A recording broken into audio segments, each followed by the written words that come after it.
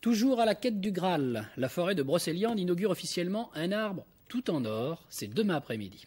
À Tréorenteuc, près du fameux Val sans retour, c'est en fait tout l'esprit de la table ronde et du roi Arthur qui est ainsi évoqué au château de Compère, notamment. Brocéliande, 3000 hectares de mythes, Brocéliande, la forêt de tous les rêves, le domaine enchanté de Merlin, de la fée Viviane et des chevaliers de la table ronde.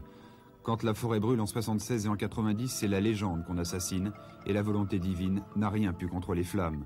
Aujourd'hui, c'est la volonté humaine qui fait revivre Brocéliande. On a débroussaillé, reboisé et les projets d'aménagement se multiplient. Un an après l'incendie, François Davine se souvient. Le peintre et 6 autres compagnons ont réalisé, au cœur des bois, une œuvre d'art, histoire de symboliser la volonté des hommes de ne pas oublier leurs rêves. Lors de Brocéliande est né, le châtaignier revêtu de 5000 feuilles d'or peut trôner au milieu des arbres calcinés. Mais ce symbole de la vie retrouvée au cœur de la désolation est loin de faire l'unanimité. L'arbre doré, ou plutôt le financement de l'opération, 350 000 francs, dérange. Au pays de la fée Viviane, il y aurait peu de place, dit-on, pour les sponsors.